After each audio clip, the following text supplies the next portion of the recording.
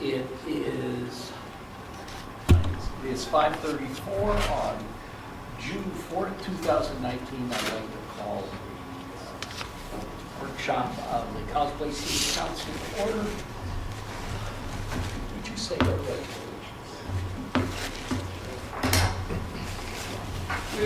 Yeah. Okay. Now that your mouth is full.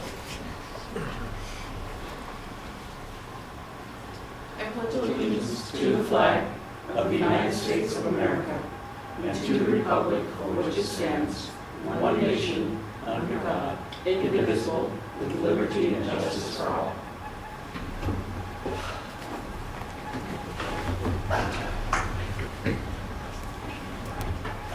I'd like for us to observe a moment of silence to reflect on the work that we're going to be talking about this evening.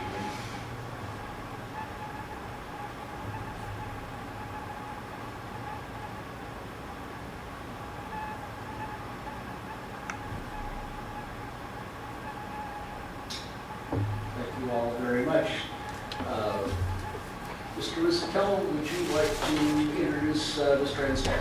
Okay, thank you, Mayor. So as you all probably know, we share a lobbyist with the Port of the Walla Walla and Walla Walla County to help really further our legislative agenda gets passed every year. So Brian Enslow is our lobbyist to represent us on matters in front of state legislature and fight for what we're trying to do with economic development, housing, infrastructure, and so forth. So now that the legislative session for 2019, which frankly is the heavy lift year for budgetary matters since the state's on a biennial budget, Brian's here to give an update about what went on and what we can expect going into 2020 and beyond. So with that, Brian. Great. Yeah. It seems like the mics are pretty hot, so I don't need to be too close, but if you need me to move closer or something like that, please let me know. For the record, Brian Enslow, as Mike said, I am your contract lobbyist for state government relations, representing the Coalition for Local Government. Appreciate the time here, and I obviously will defer to local custom, but what my preference is jump in, ask questions, don't necessarily wait till the end. I'd love to have a dialogue with you. I put this stuff on here. I work with Mike. We put together something we think that is what you want to hear, what you'd be most interested in, but it's sometimes a little bit of a guess, so pull on any thread.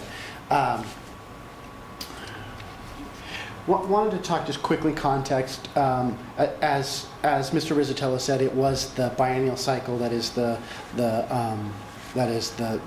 larger session, 105 days versus 60 days. They do contemplate both the operating capital and transportation budget that they will form the backbone of what they'll do for the next 2 years, the next biennium. They do make supplemental adjustments, which can be significant, but not to the extent of this year.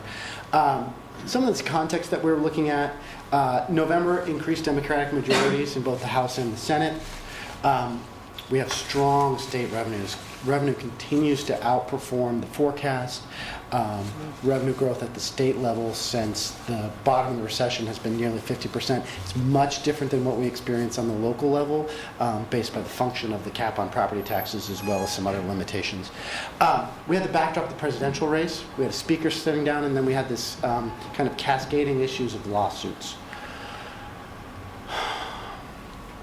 They ended up ultimately with a $52.1 billion spending plan that did require for them new revenue. And that was on top of what was roughly $5 million in revenue growth over the previous biennium. The state, in my opinion, has what is a financially sound budget, but ultimately, in my opinion, is unsustainable because it's been predicated on this revenue growth. And as these policies and the cost of the policies they put in place carry forward and bow wave, it assumes this continued 10%, 15% revenue growth, which I think we know intuitively, since we haven't seen a downturn in 10 years, that's maybe not a good idea.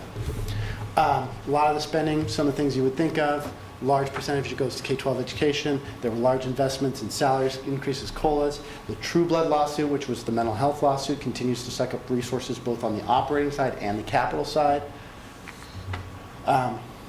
Biggest components of the revenue package, which was graduated REIT. Most of the homeowners here in the city, I think we were talking about this median family household now is around 300,000. So your residents, more likely than not, will see a little bit of a break on REIT. And it's detailed there, and you now have it for reference. I don't have to go through it, but that was one of the large revenue sources. The other revenue source that I want to identify here is the sales tax, elimination of sales tax preference. I know you're a very sales tax sensitive community. I had to purchase some sneakers yesterday from Famous Footwear, and I assure you that all of the staff was already trained on the fact that the point of sale sales tax exemption for Oregon residents. So when I show up to the counter, when I buy shoes, when I show them the license, that is going away. What it is being replaced with, which is a once a year annual remittance for transactions over $25. So if I buy a car, or if I buy a TV, or I buy something, I can still get a sales tax remittance as an Oregon person, but I have to do some paperwork, and I don't get to in that moment in time. I actually have to experience it, pay for it, and then ask for it back. Okay? That will be implemented here in later July. So you probably haven't gotten too many calls on it yet, but you will get some calls, right? So there was discussion of a transportation package. There was a transportation package contemplated and passed to the Senate floor on the Senate side.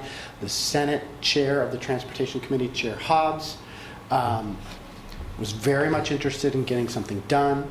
He wanted to get a jump on the carbon issue. He wanted to get a jump on figuring out how we fund transportation packages as we transition from a gas-based transportation system to an electric base. That did not happen. There was not support even in that chamber. There was a lot of signposting from the House that they would be more willing to really engage on a package, not next year, but in 2021. I bring this up in the context, of course, of US 12 Phase 8. That was discussed in the Senate package, so we're in a good place there. We kind of have our marker down and are well positioned in the event that there is a conversation that moves forward on creating a transportation revenue package. So we're going to continue to have to do that. We're going to continue to have to work on that. But the fruits of your labor are starting to show up, and the conversation at the statewide level is that Phase 8 needs to be completed. So we're good there. The Union Bulletin had an article about Phase 7 on transfer of cash. I don't know how many of you followed that, but that was about 2 days ago. The governor, the long and short of it was the governor was not pleased with the progress or lack of progress, in the governor's opinion, that the legislature made this year on addressing the culvert lawsuit. That was a federal lawsuit about fish passage barriers. I'll go through these numbers really quickly. DOT, 2,000 culverts. Lawsuit said 1,000 of those are no good. Furthermore, the lawsuit said you have to replace 4 of those, or 400 of those soon, like pretty soon, and then the remaining, like roughly 500, 600, have to be replaced as their useful life goes up. The state's on pace to do 11 a year, or their pace has been 11 a year. So the governor was really concerned about that. The governor's original budget proposal had been around $250 million for culverts. The legislature came in and said about 100. Just a couple days ago, the governor said, you know what? I'm going to go around and I'm going to look at all these projects that are part of that Connecting Washington package and other DOT stuff, and I'm going to find some savings, and I'm going to grab that cash and I'm going to move to culverts. I think that's a little concerning. Your regional DOT administrator said, don't worry about Phase 7, not going to be a problem, not going to impact you locally. I think generally it just creates an additional strain. They already assumed efficiencies in that Connecting Washington package. They essentially funded a projects list at 120%, assuming they'd find savings. So each nickel you take out is a little bit of a concern. Infrastructure. The business system, the Building Business Ecosystem Act was something that we had supported. it failed to move in a significant manner. We're going to continue to have that conversation. The House had significant issues with that. The governor still really isn't on board, and we're going to have to continue to work on that. I know that we are, am I pointing in the right direction? Yes, I know you're competing with a community very near to you that has all of these tools in place to develop infrastructure that Washington State doesn't have. Public Works Assistance Account, $95 million in loans were authorized. We didn't make any progress in getting the additional buyback, but we were able to maintain some level of commitment there, so that's kind of a win. One of the last pieces of revenue, the last deals that got done at the Saturday night at midnight before the legislature adjourned on Sunday, was an additional increase to the Model Toxics Control Act with MOTCA. It's an oil. It's currently it is a per 0.7% on the transaction of a barrel of oil, and it's and under this new law, it will now be volumetric, $1.09 on a barrel. It will essentially generate 50% more revenue. So it was a budget balancer that they could agree on. Or that the Democrats could agree on, because we don't like big oil. Okay, I'm paraphrasing there, but it was something that they agree on in the 11th hour, and it has a bigger impact as it bow waves. And they had some problems with their 4-year outlook, so they needed to do that. The long and short of it, one of the things I identified is there is now dedicated funding for stormwater, which is going to be about $50-60 million in this upcoming biennium. Your city manager and I have had that conversation about, is this an opportunity for Lions Park and the work that needs to do with there in terms of separating the pond from. So I flagged that for you for that purpose, that from a policy standpoint there is maybe an opportunity there. The state used a lot of the additional resources to basically just swap out general fund dollars with this new dollars in order to help balance their budget. Bid limits and host purchasing. Host purchasing is sometimes referred to as piggybacking, which there's a reason why I didn't put that term on the screen, but long and short of it is you can use someone else's, another governmental entity's purchasing contract to purchase yourself, provided that the vendor is okay with that, and you have an interlocal with that agreement. In an interlocal agreement with that other government entity. So that might provide you some additional access on your purchasing. Feel free to take a look at that. The bid limits bill, there's a lot of pieces to that. I encourage your staff to take a look at that. The biggest one I would just say is where you have to contract out, those limits are increased from $65,000 for if there's multiple trades involved, and $40,000 if there's only one trade, to $150,000 and $75,000. So that's a fairly significant interest. Basically, they harmonized.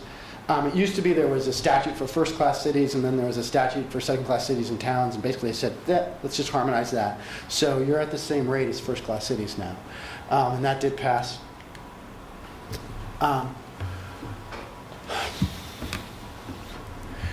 There's been a lot of work on the housing crisis. There's other sessions. The 2018 session was probably bigger in terms of financial resources when you think about the document recording fee and some other things that passed. But I do want to highlight 1406. Basically, this is a state sales tax credit where if you, as a county council, take a vote to increase your taxes, then it will back off. So your taxpayers will not experience any difference in the sales tax rate. But if you pass an ordinance, you'll have some access to some resources in which you can then use for the purpose of affordable housing. It's around $10,000 annually, so it's not a windfall, but I know every little bit helps. For cities of this size, you can use it for vouchers. Larger cities it's 100,000 is the cutoff, so you're not. Larger cities are expected to bond against it and build stuff, but we know that 10,000 isn't necessarily enough to bond against and build. So you can use it kind of within your existing voucher system, program system. So 1590 was the councilmatic authority for a previously authorized 1/10. Right now, there's a statute on the books that if your voters approve, you can have an additional 1/10 sales tax for the purpose of affordable housing. We know that's hard. We know that campaigns are expensive, and we know there's uncertainty. There was an effort to make that councilmatic that failed. REIT flexibility passed. There's some changes to condo liability when we start talking about like how we create that concept of missing middle and what are some of the barriers. Basically what they did is there was like 4 separate construction warranties. They wrapped them into one and basically said, look, under the old rules, you had to certify that you met like every statute that was out there. And now it basically says you have to build to the existing standards. So hopefully should free up contractors to be able to find the time, space, market opportunity for townhomes, condos that aren't necessarily just high-end. Because what we've seen, heard, and been told is they don't want to touch it because there's too much liability, and if they don't have a huge profit margin on it, it's not worth the risk. Small city multifamily housing tax exemption passed the Senate, failed to pass the House. We have a speaker, which I mentioned in the first slide, that is leaving. The speaker did not like this program. The speaker, I don't want to talk out of turn, but has historically not been aligned with the building community and has found the multifamily housing tax exemption to be favorable to the building community and has not wanted to support these types of endeavors. I think the long and short of it is, sometimes you have a meet the old boss, same as meet the new boss, same as the old boss. I think in this case, with respect to this issue, there might be some opportunities next year that didn't exist this year because of that. Yes. Oh, I'm sorry, that's not my authority to do that. No, please. Please. I get the clicker. I think I'm. Yeah, you're in charge. I just had a question about the process for replacing the speaker. When does that happen? They haven't been particularly public about that. My understanding is the caucus has met. They met on one of the last days of session, and they decided a process for how they were going to do that. But we don't know. The rules of the House are pretty wide open on it. We were, lobbyists, we had some dead time as we're sitting around at the end, and we got to be there in case something happens, but, sometimes it's watching paper. And so I pulled them up and I looked, and it basically said, you got to get together and you got to decide. And it's got to be a majority of the members of the House. The conversation has been Representative June Robinson from Everett, former local government individual, was responsible for that housing sales tax exemption, has a kind of background interest in human services generally. Representative Monica Stonier from the Vancouver area, I would say education background, and then Representative Lori Jenkins, who worked for Pierce County Public Health Department, but is currently the chair of the Judiciary Committee and is a lawyer and has more of a works a lot in that true blood behavioral health sphere specifically. Those are the 3 kind of candidates that we think have the strongest chance, but we'll find out. These are some of the other issues I wanted to quickly highlight. I would encourage you to take a look at 5812. We've been in conversation, Mr. Rizzatello and I have, about this throughout the session. It's ADU and planning requirements. Right now, the bill has a threshold at 10,000 and says by 2021, you need to do this. If you do this by this time, you're really close to that threshold. You might want to proactively take a look at that issue. My understanding is you have, as a council, have already started to kind of think about ADUs and have taken some steps to contemplate that. This legislation might provide a little bit of additional impetus on that. House Bill 1772 is on scooters. Sounds like maybe the window has passed on Lime, but this provides a little bit of a statewide framework for scooters and some certainty both from a municipal level and from an operator level. I would say it was the operators that brought this bill forward. we at the local could be a government small side, from the Longing side, had to work really hard on it to make it a bill that we seem to make sense. And basically, the long and short of it is, gives you the explicit, I'll stop. Sorry. No, no. Well, you finished that thought. It does a few things. Gives you the explicit authority to regulate them. It sets caps on 15, got to be under 15 miles per hour.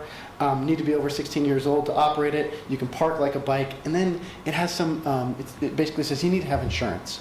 And the subcontractors need to have insurance as well. I think, some of the model is predicated on like having independent contractors in their pickup trucks pick up the bikes and return them.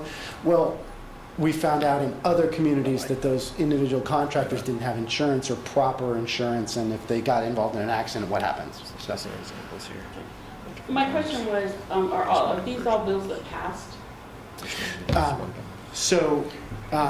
Thank you for that, for the clarification. The first three passed.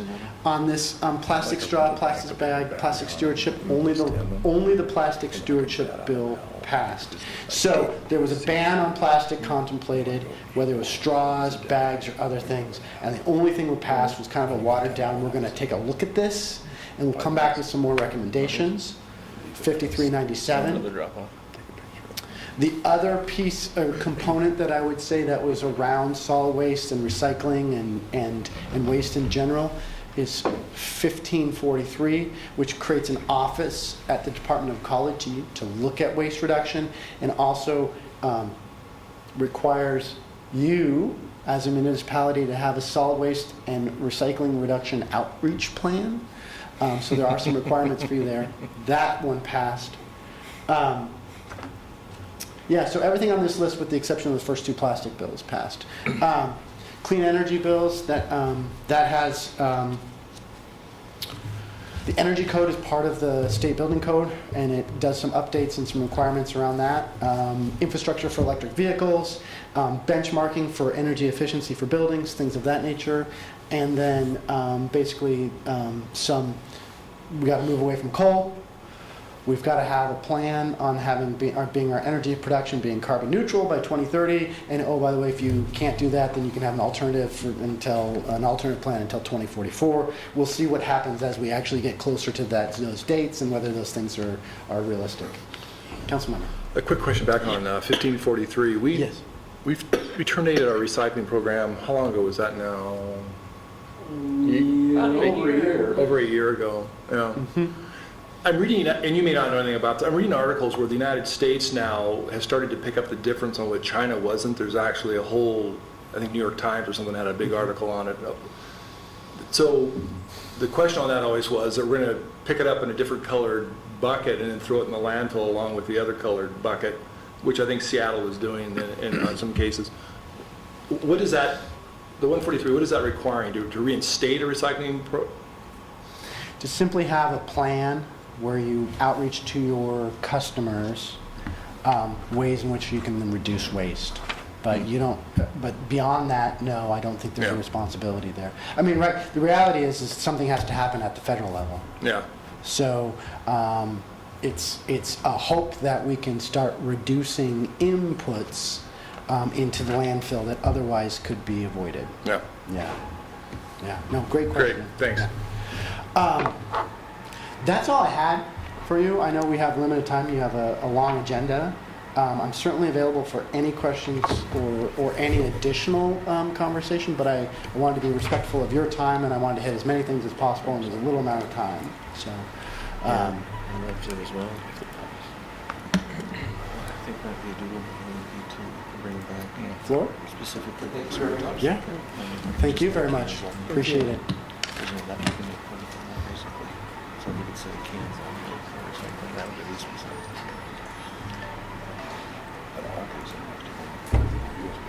Ms. Beckmeyer. Companies in the U.S. are big as the United States. Higher coverage of 90%. Alrighty. Good evening, Mayor and members of the council. Thank you for allowing us. My name is Jennifer Beckmeyer. I work for the City of Walla Walla as the Community Development Block Grant Coordinator. And I've also been managing, you could say, over the past year and a half, the Micro Business Assistance Program. that the city of Walla Walla and Mercy Corps Northwest have been developing locally with assistance from multiple funding partners, including the City of College Place, Banner Bank, Baker Boyer, Community Bank, the Port of Walla Walla, and Blue Mountain Community Foundation. So I wanted to come tonight. Byron Olson sends his regrets that he wasn't able to be here with us as well, our deputy city manager over at the city, but Stefka Waite, who is the AmeriCorps Vista service member with Mercy Corps, is here accompanying me, so we will just get into it. I wanted to share an update about 2018, who we served, and also give you an update of where we are at in 2019, since we are beginning round 2 of the program later this month. Should I click the arrow or the digger? This is your pointer. Okay. The pointer's working, but not this guy. Good catch that one. Nice. Thank you so much. Okay, so let's go through what we did in 2018. We've brought some numbers with us, but in order to properly tell the story of this program, we can't talk about numbers without giving you some tangibles, other types of tangible results. So there's a choco flan being handed out that was made by Beatriz Mercado, who owns the business. She actually lives in the county. Her business is Un Dulce Antojito, or in English, a sweet temptation. And I did bring business cards. I'll make sure to leave them over on the table. And then I also will make sure that everyone gets a copy of the business directory. I don't know if there are copies at City Hall, but I'll make sure to coordinate with Mike so that those are available as we are promoting our small businesses that have graduated from this program, and really being champions for them and all of the work that they've put in to get to this point in their business as well. So hope you enjoy. So I've spoken a bit about why this program has been so successful, and I think everyone here can understand why small business development is so crucial. I know Mike is a champion for the city in that sense, and working with City of Walla Walla, understanding that our economic development doesn't stop at city borders. This is really a regional program that is looking at understanding the regional complexities of small business in a rural area and trying to address those equitably, which means programming has been in Spanish just as much as it has been in English. I'll get into demographics of the class that we have served, but really the city, through our community development block grant program, identified a need in creating more jobs and boosting up jobs that already were existing, and really found a partnership, a very successful partnership with Mercy Corps Northwest. They were granted an SBA grant, prime grant, last year that would enable them to open an office here locally. So with that, they're also able to expand the services beyond the MBA program that I'll also talk about a little bit later. So really, Mercy Corps, the name may sound familiar. They are known really as an international aid organization. They work in over 40 countries around the world, in mostly coming into disaster and very war-stricken areas to provide relief efforts. And what they do domestically through Mercy Corps Northwest is provide very micro-level economic development for low-income people. And their offices are based in Portland. They have an office in Seattle that we've kind of modeled our expansion program off of. And so Walla Walla is now officially one of their sites for providing services. What Mercy Corps, what drew us to Mercy Corps was their individual development account, their IDA program, that the state of Oregon actually has a state-funded IDA that provides match grant funds. So the participant saves X dollar amount. In this case, it's $500 over a 6-month period, and then is matched 8-to-1 with a $4,000 loan That's how we've structured the program in Walla Walla.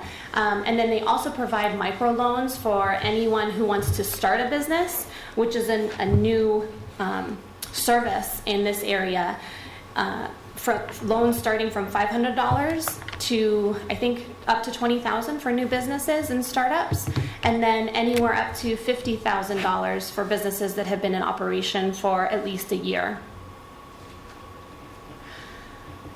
So as I mentioned before, our program partners for the 2018 program, you can see the amounts, but it's Walla Walla, cities of Walla Walla and College Place, the Port of Walla Walla, Baker Boyer Banner Community Bank, Hapo Credit Union, and Blue Mountain Community Foundation.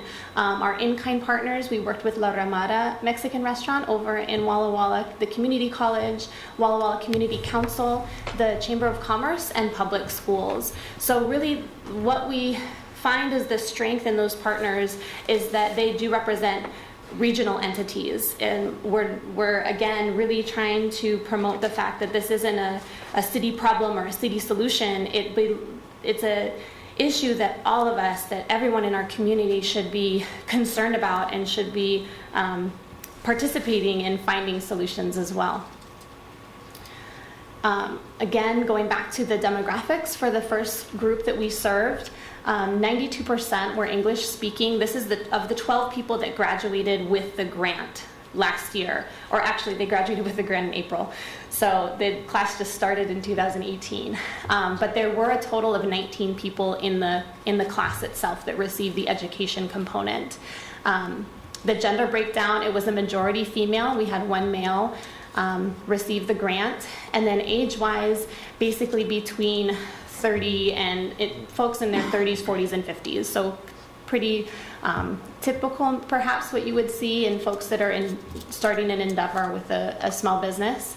And as far as location, we do have the majority, 8 were from city of Walla Walla, 2 folks were from College Place, and then 1 woman who lives in the county.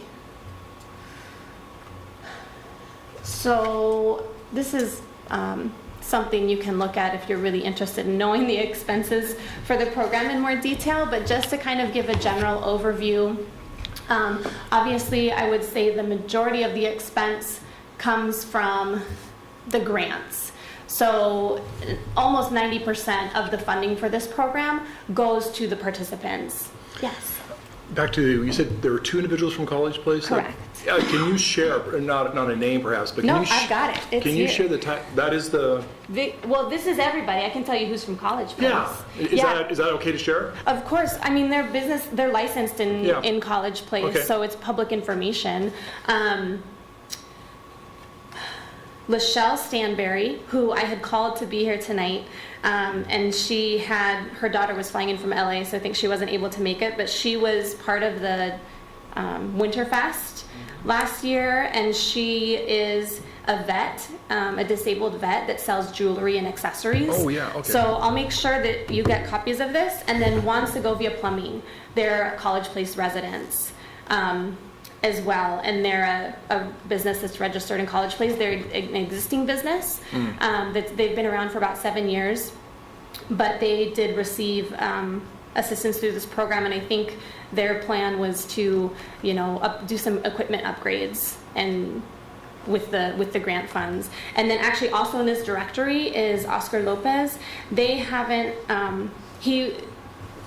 they weren't grant recipients, but they also are College Place residents. He received the business education component. So, one, I guess it's more of a comment more than anything. When we redid the street here, I know, going back to the Planning Commission and then maybe on council, the zoning of this, Mike, am I correct, from north to south on College Avenue, more or less, is set up for multi-use, where a small loan like this obviously could be used to start a small business in a residence or with that multi-use zoning, correct? Yeah.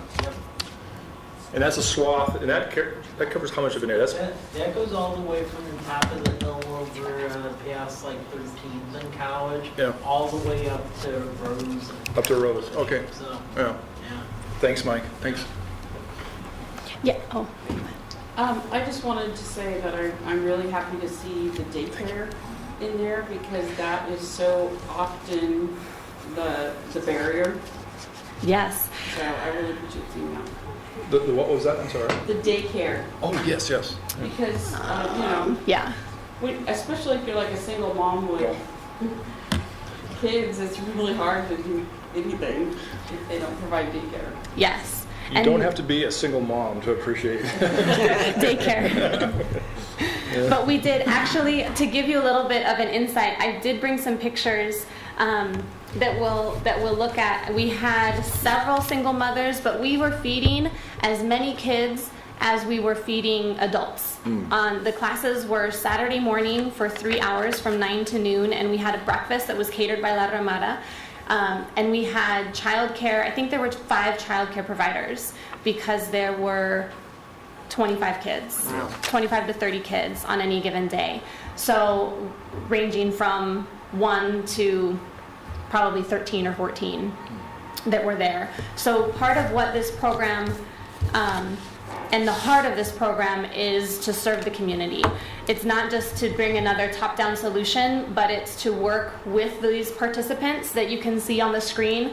And it's just really a summary of what's in the business directory.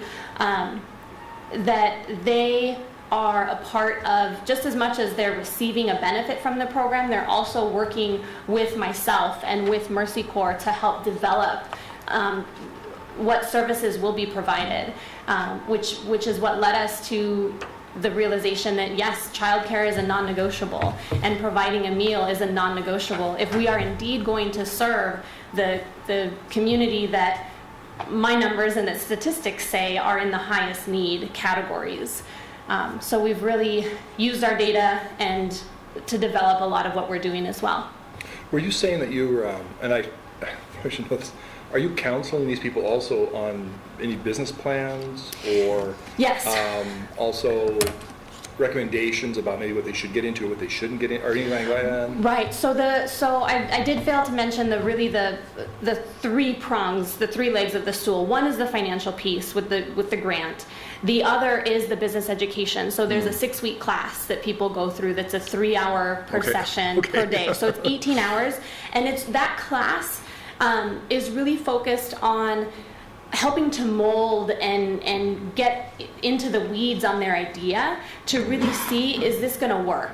Are this going to pencil out at the end of the day? Yeah, it might sound like a great idea, but are my numbers going to balance at the end of the day? And as one of them, and then the other is the savings. So those are really the 3 legs to the stool. The education, what we have found is our area has a great lack of services in Spanish for business education. And maybe even for those that are low income, that are English speakers, they're just not accessible to everybody. So what we are working with currently on Mercy Corps is to develop some more educational programs. Right now, I was actually just in a meeting with an accountant and our teacher of the MBA class, and we're going to be working in developing an accounting class so that gets more into the details of the how, because the foundations class that Mercy Corps offers currently is a lot of the why and the what. But at the end of the day, they still need to know how to run their business with much more detail than 18 hours really provides. So kind of getting into those next steps, that's part of how we are crafting this program around the needs that we even are seeing in the exit surveys from clients that are participating. So you can see the kids outside covering themselves with sidewalk chalk at Sharpstein Elementary School, which is where the class will be held this time as well. And then our friends at La Ramada with their set up for breakfast. Just to kind of get a glimpse into what was going on. On the left, you can see a picture of the class that's a little dark, but it's very interactive. You can see everyone is in small groups. Again, this class was about 15 people. And then again, just the breakfast buffet, because we can't, as you can tell with the choco flan, everything revolves around food. I don't know about in your world, but definitely with this class, that's been the case. So again, many of you may have seen the coverage from the Union Bulletin, not only from the graduation of the class in April, but also they were the featured article in the Business Weekly when the UB was still doing the Business Weekly in December. So that's where the city put together these numbers of how many Spanish speakers, the male to female breakdown, single parents, how many renters. So what we would like to see as we are measuring progress for this program moving forward is, some of these numbers are more risk factors. Some of these numbers we'd like to see them change. We'd like to see of this group that graduated, these are the numbers that represent them. If we can see more people move into homeownership, more people move out of the under 50% AMI or move out even of under the 80% AMI category, get off of whatever form of public assistance, that's just showing us that there's sustainability that's being embedded into these business owners' families and livelihoods. So again, to address the question of the council member that you had regarding education and really those fundamentals of business, our goal is to keep these people engaged and to keep offering micro-mentorship workshops, not only accounting, but tax, when it's tax time, to get everyone together and bring in a tax expert so they're not all having to go pay their respective fees. They can all kind of pitch in and receive the education and the training that they need in order to manage that part of their business.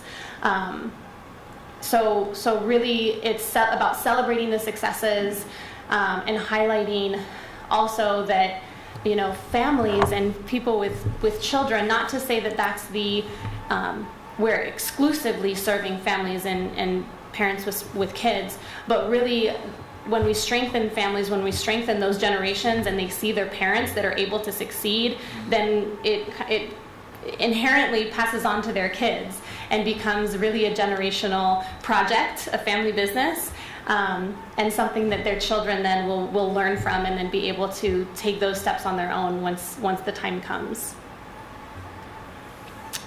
So to get a little bit into what we're doing currently and talk a bit more about what our plans are for the future, I did want to share we officially closed the application process today because we kept getting in applications and we are at 43. I think we had 20 last year. So we have effectively doubled the program. So if you wouldn't mind going down a little bit more. So we have space right now. Well, back then it was 39, but it's actually 43 today. So our available openings, just on what funding we have secured currently, is for 23 spots. And I think the breakdown right now those are for grant recipients. We have 8 in the English class and 15 that would be in the Spanish class that would be receiving those grants. The language breakdown, there's still a majority that are Spanish speaking, but our English cohort is growing, which is good. We wanted to see that.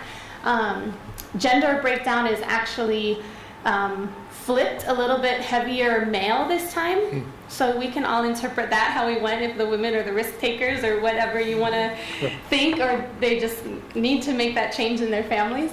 And then also in the age, we have a wider spectrum on who we're serving age-wise. Which again, I think is just, as the word gets out about the program, as people become more aware of what's going on, you'll gather interest from a broader spectrum of people. So here we are. Enrollment is happening next week for this next class. We have, like I said, admitted 23 people into the program. And so look at Stefka because she's keeping me on my toes with the actual numbers. And I believe we are trying to open up the class to as many people as possible. What that looks like, it's under construction as we speak. But again, another of the driving forces is just being flexible and being willing to make changes when we need to. Not saying that, okay, this is how we did it, so we need to continue to do it this way. But if the need is there and if the space is there, then we can adjust as there is need. So the class for the business education will start and run through August.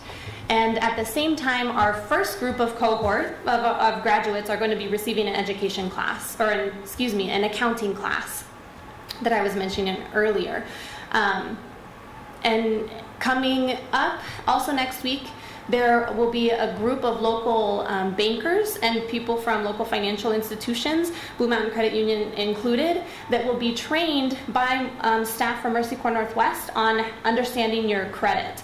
So they'll bring the experts all into the room to make sure everyone's on the same page as far as looking at credit reports and developing a plan to improve someone's credit. And then that workshop will be held sometime later this fall, like late summer, early fall. And we're hoping to open that up not only to the Microbusiness Assistance Program participants, but also to the community at large. And we'll keep you posted on how many people that ends up being. But really, this program is something that they've done in Portland. They pull people's credit reports, and then they pull them again a year later once they've developed the action plan to improve on the credit or develop credit if there is none. And what they see typically is like a 40 or 50 point jump in people's credit scores when they have had somewhat damaged credit, and then in 1 year, and then if they've had no credit, they see up to 700 point jump on average. So these are, again, kind of best practice programs that Mercy Corps is bringing to our area in addition to the Microbusiness Assistance Program. And then the class would be completed in December. And again, the business plan writing, which was the other question that I don't know that I answered fully, was the business plan writing takes place after the business education classes. And they have workshops and then also seminars and just people coming together to kind of workshop it and pick through parts of the business plan together. There really is a camaraderie in this group and in the class, and that's another part of just building that network and strengthening their ties to the business community. Go ahead. Oh goodness. It's hard to read on the screen, but in case you're interested, well, this is kind of important, I guess. So we are still on our way to $205,000 for our 2019 class. The table on the right shows the commitments that we have secured thus far, including City of College Place very graciously with $7,200, and our other partners that have confirmed their commitments. We will also be working with HAPO and Port of Walla Walla. We're just defining those amounts at this point. And then Walla Walla County is pending as well. Blue Mountain Community Foundation is another partner that we hope to continue to include. We're just really we're at the point of seeing how we can, stretch our capacity to the fullest while also maintaining our financial obligations. Part of the reason that I'm here talking with you tonight is to share that need, to share the growth in the program, and potentially talk about the possibility of either increased funding for 2019 or discussions on what funding levels could look like for 2020 with City of College Place. Yeah, go ahead. As I mentioned, again, the microbusiness program has really developed into a much broader community education and continuing education offerings. So the two that I had mentioned before were the accounting and then the credit, understanding your credit. And we are certainly looking for more opportunities, and as the connections with the community continue to get stronger, we'll hopefully be developing more educational offerings. As I said, because childcare is always offered, food is always offered, and the classes are in Spanish and in English, which is something that we don't always see in this community, although the need is fairly high. Okay, and this is just to wrap up the presentation. Mercy Corps Northwest is in the process of hiring a program manager. Yeah, just a little bit more. In the local office. So we hope to have that position filled next week. Lots of things are happening next week. The USDA grant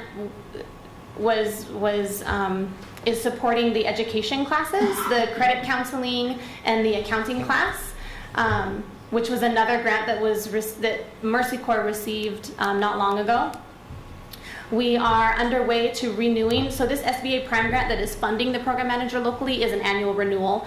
The likelihood is very good that we'll continue, Mercy Corps will continue. They've worked with the SBA for a long time. That's just how these grants work. They're not, written out for 20 years, but they do like to see programs like the one that we're serving. I believe we're the only program in the area of like Washington State and Eastern Oregon that is being funded by the SBA right now, SBA Prime at least. And again, really written into that USDA grant, but a lot of the work that we're doing has a strong focus on the Latino population, just as in any underserved population, not exclusive of anyone else. There are certainly income requirements. Anyone is open and welcome for all to apply. But there is very much a need that we've identified in serving Latino, specifically Spanish only, in our area. They'll be continuing with some outreach to social service agencies as we continue to just get word out. The word of mouth seems to be our most successful way to grow the program thus far. And then the classes that'll be coming up that I've shared with you a couple times. So with that, I'll open it up or send it back to the mayor for questions. Could you use student volunteers, like college students? Yes, I have an intern. This I do. But yes, for this program, I believe there is a lot of work as far as putting materials together, translating materials. Steph, do you have anything to add to? I mean, yeah, we're still developing the volunteer. A lot of like the seminars and the educational offerings, we obviously need like expert knowledge volunteers, like people that know how to go over a credit report. But as Mercy Corps continues to establish a presence here, we're definitely looking for people that would be interested. We're just not quite sure what that would look like. Well, I was thinking that we have a fairly large school business. Yes. And especially like juniors and seniors, I Yes. can picture them sitting at small groups and then helping it with the breakouts and going through taxes with people and stuff like Yeah. that. That would be wonderful. And I'm students not. that are wanting to do, we are, I'd say the relationship with Walla Walla University, similar to that of Whitman College. Whitman College, we've kind of gotten in the door through the Student Engagement Center.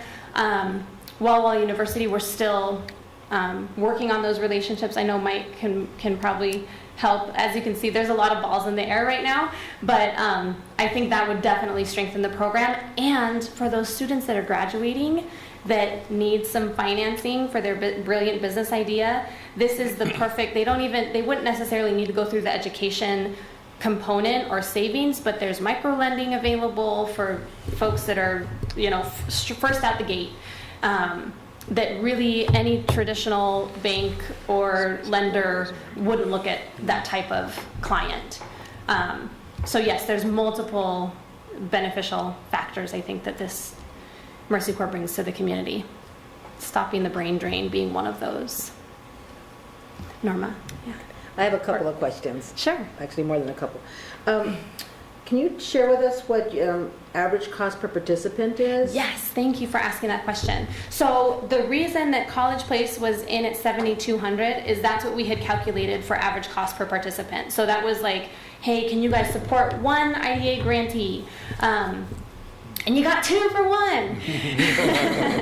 So now we've kind of reworked the numbers and it's like 68, what was that? That's how many right now, yes. Oh, right. So, and right now, the participants that from College Place has actually doubled. So there, of the 23 grant recipients for 2019, 4 of those are from College Place. And the number has changed. It's now, we're thinking 6,800. So for 2 would be 13,600 to support 2 of those 4. And you'd still get a 2 for 1 deal.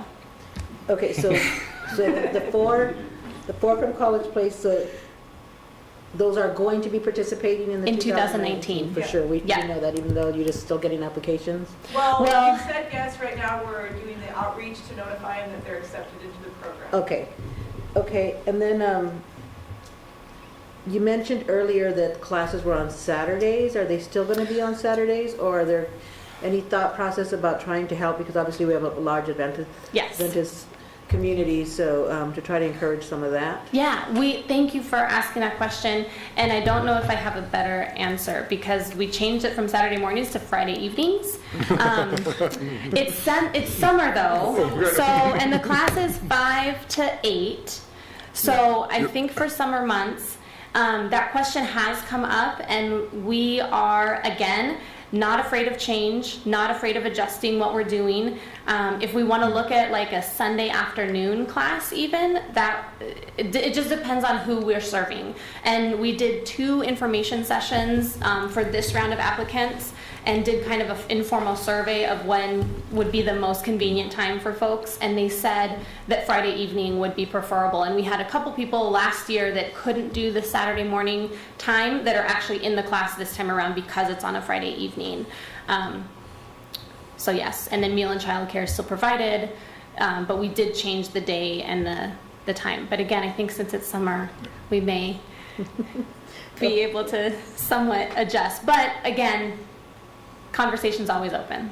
Thank you. Yeah. So my last question then is, you mentioned earlier again that some of the participants did not reach all the way to the receiving grants. Correct. Can you tell us, was there a specific barrier, or did they just not participate in the savings part portion? Right. So the folks in the Spanish class that didn't receive the grant was because they were over income. Okay. They as a family of however many, they were making over 80% of the area median income, which for our county, I had it, is like 52,000. So that was the case for the Spanish. For the English, we had a couple folks that weren't quite ready to take the leap, to take the plunge, and then someone else who moved out of the area. Okay. So she had completed her savings, completed her business plan, and ended up leaving the area and was gracious enough to tell us, I guess, instead of just like taking the money and running. So that was pretty noble of her. And that was the case for another 3 participants in the English class. So of our Spanish, of everyone that qualified for the grant, everyone graduated, which was remarkable. And then I also think it speaks to the importance of having that camaraderie in the group, as the English class was 4 people last time, so they didn't quite get the cohesiveness that the Spanish group got. There were 15 of them and did a lot of group work and a lot of collaboration. And so we're excited this time to really see that there's a much more solid English cohort.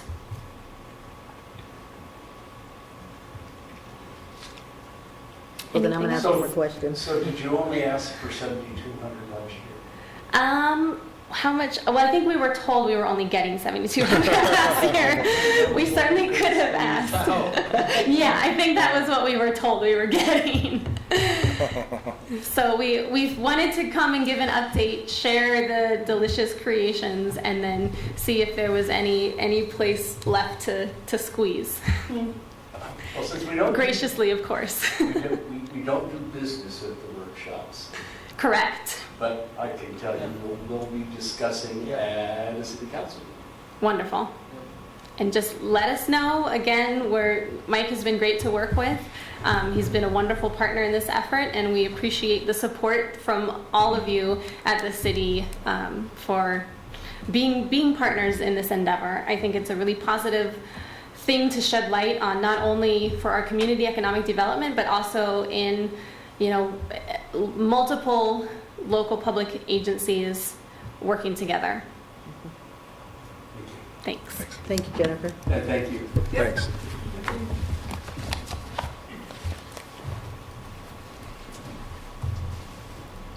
Mr. Gordon, water system consolidation, and well number 2.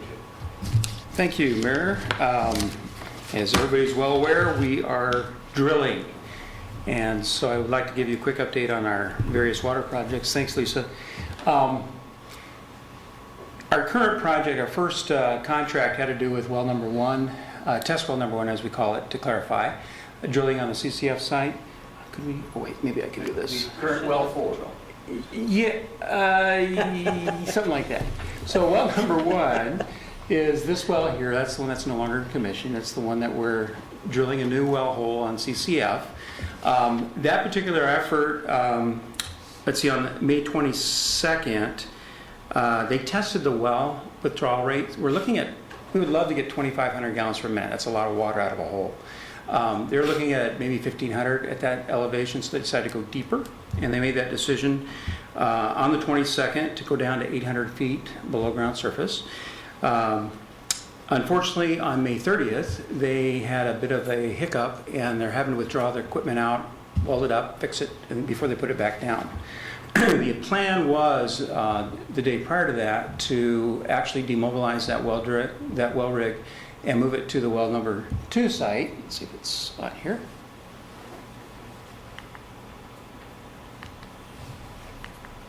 Oh, that's the consolidation project. I'm going to probably confuse you a little bit here as usual, but would be to move the well rig from Pepper's Bridge down here out to well number 5. It's the same contractor. And then they would start drilling on that site as well. They may be delayed because they did have some problems down here at CCF. So that effort in terms of drilling a well is coming to a close. It's important because the amount of water we get and the depth at which they find the water is going to make a big difference in sizing the equipment. And I'll speak to that in a little bit, but the costs are higher than we expected. And so that's something we need to look at. We don't know how much higher at this point, but we do know they're going to be higher. And our consultant's pretty firm on that. The original estimates were developed some time ago. They were developed before the capital budget fiasco that we had, and so there's been a number of factors that have affected that. So with that said, the second contract under the consolidation project, I'm going to go back here, has to do with the construction of this loop line. And we let that contract, and we held this last week, we held our pre-construction meeting on Friday for that.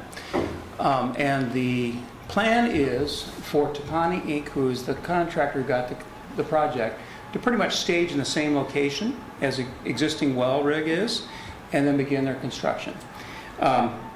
They're looking at starting pretty much immediately on that. Well, I should say on the 17th. We gave them a notice to proceed on the 17th of this month. Again, because they've had some delays with this particular well rig, they may take another week or so to mobilize. But the idea is that we'll be constructing this part of the water main before, I think it was August 16th, I believe was the date, to get CCF in water, and then the rest of it, including the boring under SR 125 later. So that's that second contract. There's a third contract that will be coming out of this project, and that'll be the actual well house. And we'll know, they're not done with that design yet, because they have to know how deep they're going to have to go with the water and what kind of water is going to be produced out of that hole. So the design parameters are not completely finalized, and they can't really come up with a final design yet on that, although we've done some preliminary work.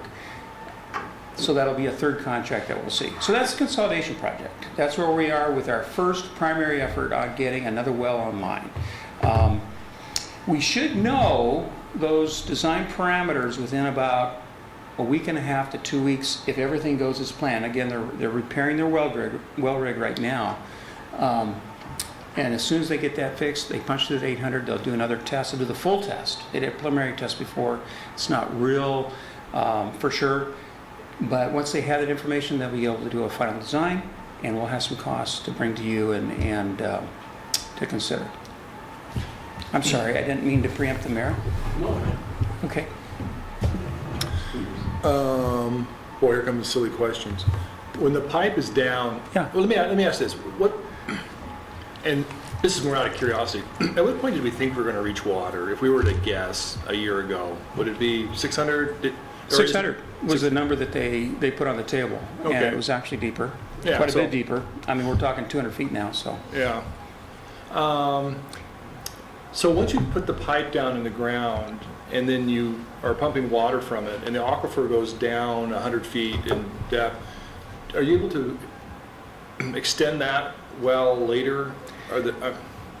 It's add casing conceivable. to the end, or how does that work? Yeah, what they've done is they've actually put casing down. What you want to do is protect water from getting from different strata into other strata. So we have an upper shallow aquifer separated by various layers of clays that separate it and keep it confined from the lower basalt aquifer.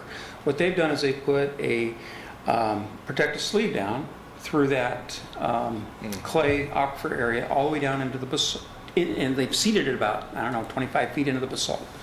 And then they put a concrete ring around that. So that's sealed off. They could conceivably go deeper. Our concern is, back when I used to work for the city of Walla Walla, we had the tides in well, and I'm guessing, and my recollection, it was between 800 and 900 feet deep, and they hit hot water. And there's taste and odor issues associated with that water. We've talked to the hydrogeologist on this particular project. He says that's a very thick segment in this area that should not be a problem. 800 feet is not, he is not concerned at all. Going deeper, I don't know. So we're kind of constrained a little bit. We don't want to go too deep. Yeah. So the next step is to do a full test and pull the water out. It's supposed to be 24 hours, and then we'll see then at that point what we've got.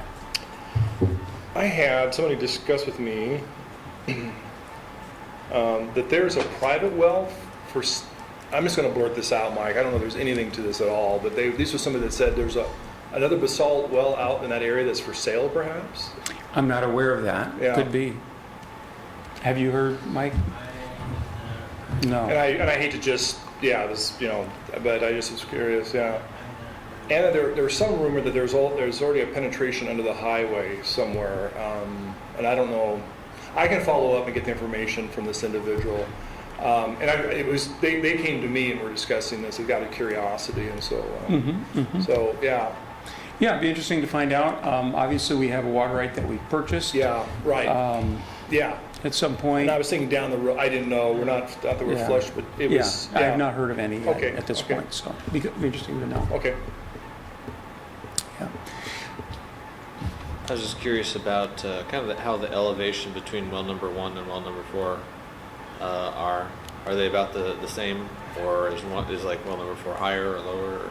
Between well number 1 and 4. Yeah. In what's terms up there of currently? Originally.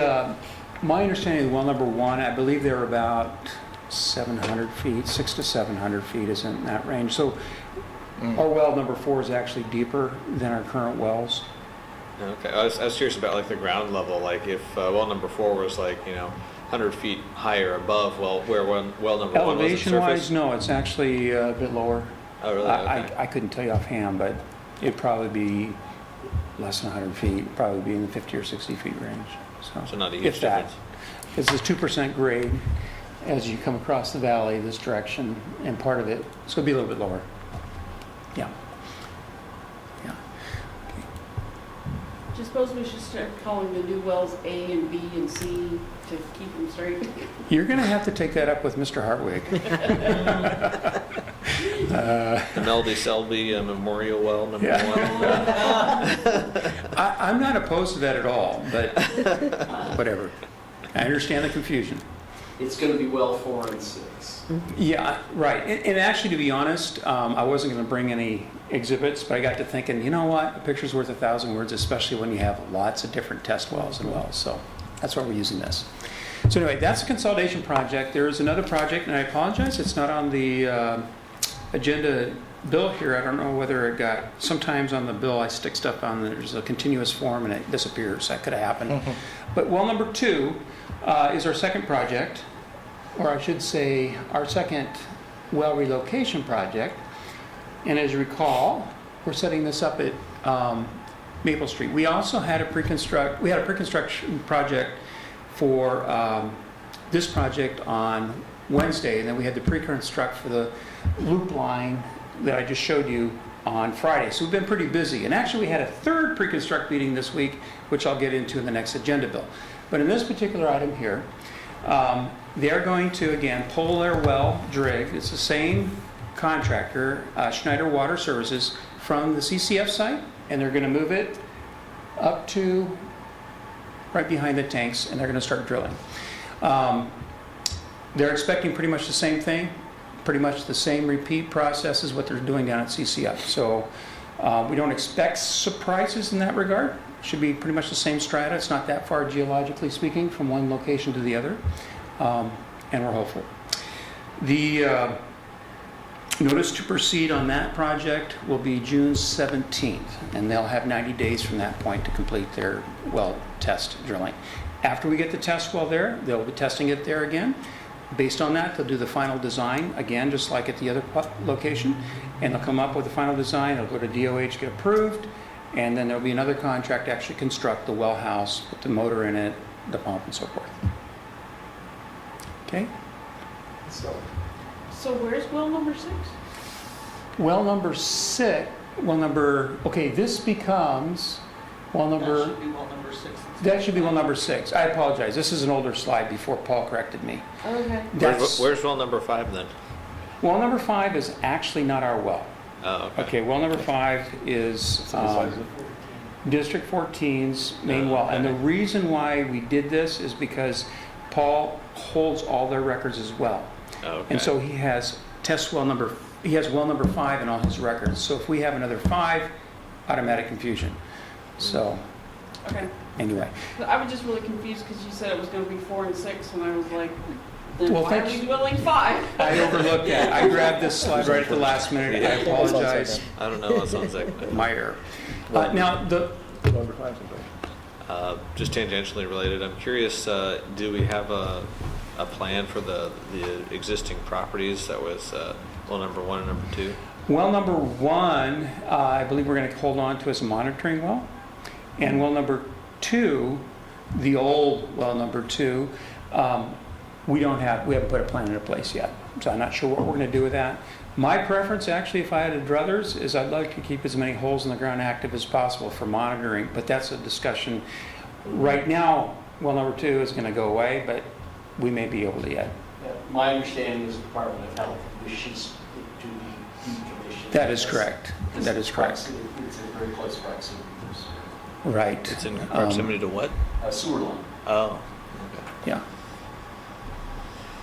So one of the things that we're dealing with is the increased cost of these projects that we anticipated kind of when the capital budget went through, and then obviously there's been the wells are going to be deeper than we expected, than they planned on. And so I've made initial contact with the Department of Health and just let them know that at some point, once we get the testing done, we have a better idea what costs are. We're going to come back to them and we're going to be asking what we can do as far as additional financing. So that's out there. We'll let you know when we know more. Initially, they offered the additional financing because they knew that we were put in a difficult situation and the capital budget got punted for a long while. Yeah. 6. Okay. Just want to keep reminding everybody of that. So. Thank you, Mr. Gordon, but you can't leave. That's right, I'm back on. Okay, thank you. So I mentioned this has been a busy, last week was a busy week as far as pre-construction meetings. We actually had 3, Wednesday, Thursday, and Friday. On Thursday, we had the C Street pre-construction meeting. And on Monday, they started work. Normally, you give yourself about a week and a half, 2 weeks for the agency to kind of respond. However, this is not bad news because if you recall, this was a project that got protested. We had to go back out to bid. We're behind schedule already. So they're out there working. We got a flyer out, a door hanger. Mike spearheaded an effort to get a door hanger out. And our contractor, I wasn't able to confirm, but they were supposed to distribute that. I believe they did. I checked out. So you saw, okay. So I think we're good with that. We've got a website presence now. It's kind of in its infancy and we're kind of getting it populated, but it's out there as well. So that's good. They have an immediate notice to proceed, so they're moving forward. The first stage of project will go from College to Damson, okay, and then from Damson to all the way to Larch. So we have 2 phases so that we can get traffic in and out easier out of those areas. We don't impact the whole area at one time. We're going to maintain access. Looks like everything is pretty much set up and ready to go, and they're going to start moving ahead. This project will probably not completely close out construction-wise until December of this year because of our delays, which is unfortunate. We sure hope we get asphalt in there before it gets cold. That's the big deal for us. So if you have any other questions, So, are they, you've probably shown us, but are they redoing the intersection on, at large? That was part of the design That, if process you're, that was not associated with. right, if you call it, and Lambert is right there, and we've had discussions about redoing that intersection, and basically the decision was just to hold fast with what we have. And so they are reconstructing it, but it's the same alignment coming in. We'll have sidewalks on both sides and so forth. And I would just add, if you recall, probably from about a year and a half ago, that intersection study that was done as part of the Community Economic Revitalization Board grant, what that study said with that C Street Large Lambert intersection is that it performed optimally as it was designed. So they said like keep it up, but they wouldn't recommend changing it. Oh, great. Counter to common sense. Originally in the project scope, there was supposed to be a reconstruction from C to Rose through Damson, but that was cut, as I recall. Yeah, actually, we've got quite a few projects associated. We have Cedar and Damson both are kind of tied in with this project. We have all the design being done by the same firm, same engineering contract.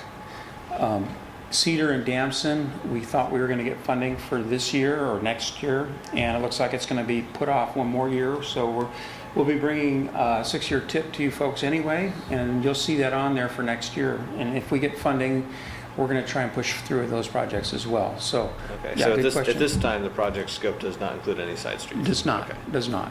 Disappointing. Yeah. The door hangers, who did they get distributed to?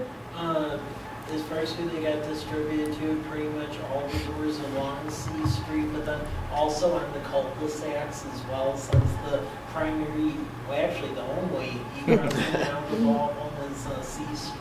Well, So- anyways, and access then- if you're brave enough. Yeah, that was done this morning. Okay, and do we know how many, if any, businesses are going to be affected, or any concerns we've had from anybody there? There's some apartment complexes on the south side that'll be affected this time. In terms of businesses, there are no businesses on this The particular... storage unit. Oh, the storage units, yeah, we do have the storage units. Yeah, And aside from that, I think that's it. Connors has moved, yeah, obviously. Yeah. Yeah, so, So Yeah. it's very minimal, okay. Yeah, so it's not a lot. Okay, Right. thank you. But given the scope of the reconstruction, folks are going to be mightily inconvenienced. Sure. Yes. But they're also going to be mightily happy when it's done. Yeah, yeah. Well, it's like a hemorrhoidectomy. It's really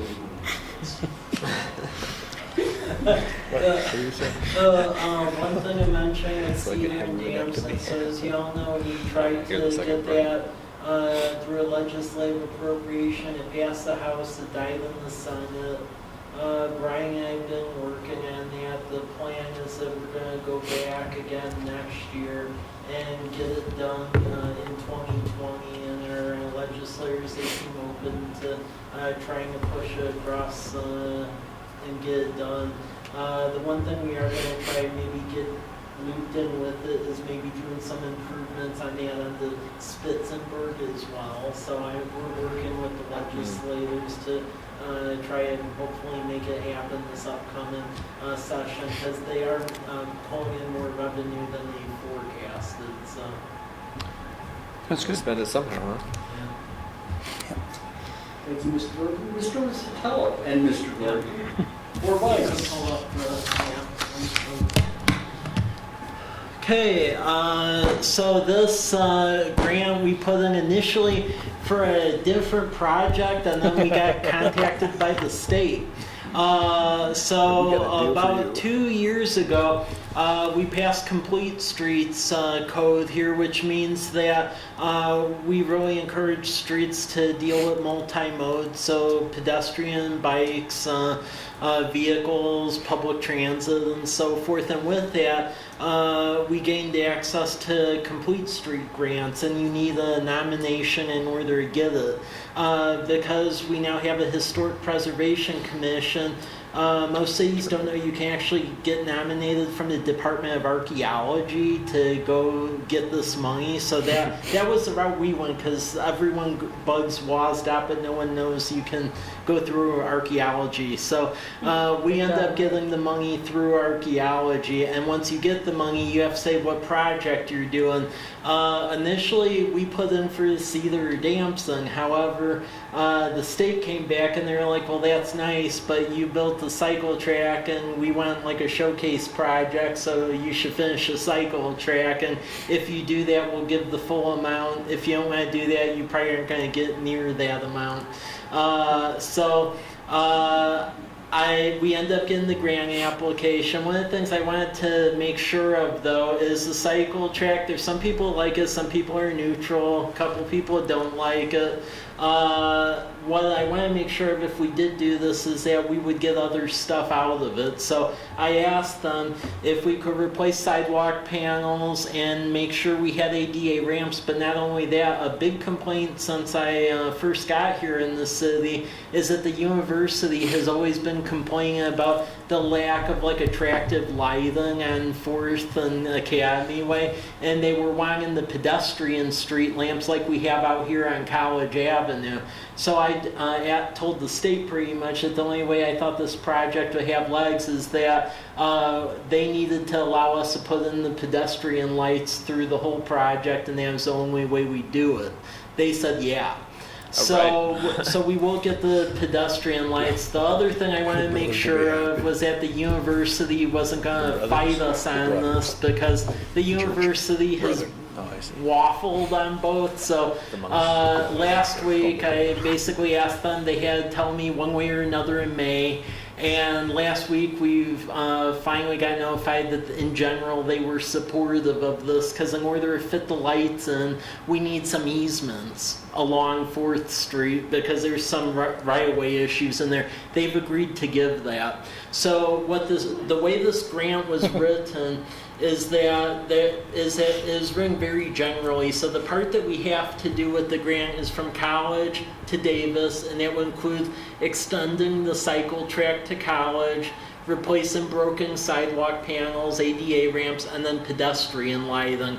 What I also did in writing this grant is that depending on how the financing comes back and the cost of everything, I wrote it where if there's money left over, we can keep putting in lights along the 4th and Academy Way project. And then the university, they again have offered assistance on the whole easement element. So we're definitely getting the improvements here, the lights here, and then depending on how much everything costs, we may get the lights through here, but we'll have to see where it comes in at. So this will be in front of you the next meeting for action, because the state's really been on us to say one way or another, what are we doing?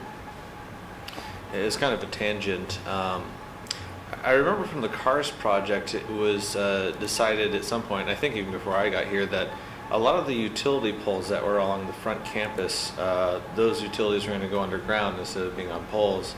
And I do recall there are, a number of like telephone poles and electrical stuff going through there. I don't know if this would be a good idea, but if that area is going to get a revitalization, I wonder if it would be worth considering moving some of those utilities underground, especially because it'd be right along the campus there. Well, I mean, it's something. Yeah, what do you think? I'm thinking if it's a city project, they need to move, but most of our improvements will probably be on the bulk of them will be on the south side. I think it would be a push to get that to happen in this project, especially with the funding. But I mean, we could look at it. Yeah. Okay. I don't. It's just a thought. So. Yeah. Lisa? Go ahead. Have you talked to the university about the impacts on parking? Oh yeah, they're aware of that. And Are they planning to put in a parking lot? well, as far as the park, You mean Rogers Field? Yeah. yeah. Well, Put some gravel. Well, they're gonna consider, they're gonna consider methods. I'll just leave it that way. At first, we end up getting a request about parking, but that's not our problem. I'll discuss that another time. Well, So. we have agreed to put in angle parking Yeah. on the tables. Yeah. Davis from basically Whitman to Fourth, because if you look at old aerials, there actually was diagonal parking on there back in the day. So that was something that was offered as somewhat of a trade because that has existed in the past. However, they were informed, and it's via email, that that's more so of a long-term temporary improvement until you figure out what you're doing with park, and don't expect that as like a forever thing. So, At one point, we had talked about that the bike path from Davis to College would actually move to the north side of the road because that's where it's so dangerous for the pedestrians and there are so many parking exits there that with people parked there, you always have cars coming out that can't see. And so my transportation class did looking at that road a while back, and their recommendation was to abolish parking on the north side. The current profile that we're looking at, and again, this needs to go through design, would do that. It would eliminate parking on both sides because you have the cycle track. Cycle track would be wider than the one we currently have, so we can actually get a street sweeper through it. We have a wider road section there anyway, but it'll only be room for 2 lanes when it's all said and done, so. Yeah. other questions? This is just, observation of, I think our new parking over there, or excuse me, the new roadway over by the Academy Way. Many times it does seem tight when there's cars parked there, when you go back and look at it. And I think a lot of times it looks good on, plans. We all looked at it, we all discussed it, at length. But many times I look at these sidewalks and think, and I'm sure there's standards for sidewalk width and everything else, which I'm not incorporating, but many times you wonder if there was just another foot or two over the difference that would make on a door opening on a parked car. And same with College Avenue at places. You look at how wide the sidewalk is, and would it have been functional to bring it in another foot on each side or something? Probably not. It would have changed the look. But it's just a consideration as I think as we go forward, you're able to park cars there, but many times you can't. If you open the door, you will lose the door, in certain situations. But what are your thoughts on future design and tight streets? Actually, our planning department is going through an effort right now to redefine some of our road sections. So that reflects some of it. I should note, it's kind of interesting, you go from curb to the stalk, actually, on 4th Street, it's the same, I believe it's the same 36-foot distance we have on the standard. I guess less than parking. So you actually have the same amount of room, but because they're all sticking up. It's the visual? It's a visual. Okay. But yeah, you're right. You do have that kind of a sense of being crowded. I think the question just comes down to how much right-of-way take we're willing to request and require of our developers and our folks. We can have wider streets. It does mean more cost whenever you fix them because they're wider. It also means traffic speeds up in areas because they're wider. So that's when they are closer, people tend to drive a little slower. So it kind of has a traffic calming effect. So 36-foot street is our standard, allows for 8-foot parking on both sides. That's the standard street you see down. Some of the other ones, like 6 feet, are a little narrower than that, you'll notice.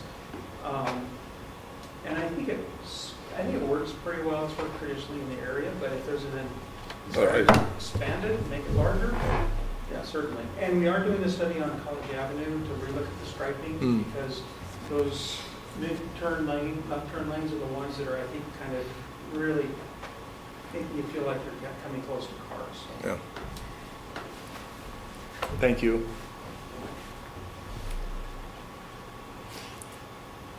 Sorry. I thought that was where one of these questions were headed. The tie-in of what we're doing here, many times people will say, what's going on with the bike trails and around the academy? And I say, trust me, we're tying this system into a larger bicycle maze. And that's still true, Mike, correct? Well, this is part of that Blue Mountain Regional Trail Plan. If you go into that plan, this was listed as the primary bike route around the university, mainly because you have this weird area over here on Whitman where the sidewalk just dead ends in people's yards, and I mean, I bike that, and actually I go around because that's just bad. So that is in the regional plan, so that is the recognized route. Thanks for reminding me about that, Mike. And it would be tied into the south of here too, right? Yeah. The eventual bike lanes into Milton Free Water. Well, that was what that plan was, to basically connect Dayton, Waitsburg, Walla Walla, College Place. Keep in mind the county is basically building that multi-use path, because if you go on Whitman right now, well actually you can't really unless you live out there. They have it barricaded off because they're resurfacing it, and then they're putting in that multi-use path. So that is the main east-west, but yeah, the bike traffic really needs to go this way because this part right here is just not good. So yeah. Thanks, Mike. Yeah. Other questions? Other concerns by the council?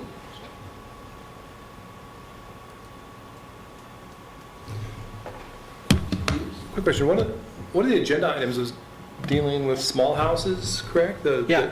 So what, real briefly, what are your thoughts? Yeah, I think we were for that. A lot of the discussions we had, I sensed that. Yeah. What's your thoughts on that, Mike? Well, as far as the accessory dwelling units and things like that, that's coming forward a proposal from the Planning Commission and Economic Development Commission, because if you recall, we adopted the comp plan back in October, but since that time, both Economic Development Commission and Planning Commission, they basically been reviewing each other's work on a retooling of the development code, which is implementation of the comprehensive plan. So there will be a proposal dealing with accessory dwelling units, and you'll see that when it elevates up. And there is going to be an initial presentation on that to City Council, I believe the end of this month, because that's when our consultant will be in town. So, and then the idea is that hopefully we could wrap that up basically by end of July, because there's a couple of developers and interested parties where it'll help folks out once we have our stuff retooled. Yeah. Very cool. Just for your information, the public hearing on the expansion of the urban growth boundary is June 24th, 1:30 in the afternoon at the county commission. Did I take public comment? It'll be a public hearing. No, yes, okay. indeed. Yeah, and if you recall, that's basically our petition from about a year and a half ago to add that Peppers Bridge area into our urban growth area. So does the city give official comment, or is just our application considered official comment? Well, I mean, it's our application. We turn in a lot of documentation backing our position, but the respective members of City Council, as well as commissions and other parties, can turn in letters of support, because our Economic Development Commission felt it was important to state that this needs to happen and now. So last night they voted to essentially issue a letter to that effect, so it ends up on the record. So Would it be helpful for you to say draft a letter that we could sign, or resolution? yeah, well, yeah. I mean, the letter I have in Microsoft Word, so I could just change it to City Council, but it gets the point across. So Our consultants both Greg Dorn and will be testifying during that as it comes forward. So we've had a number of sessions with the county commission as they've gone through their workshops on that.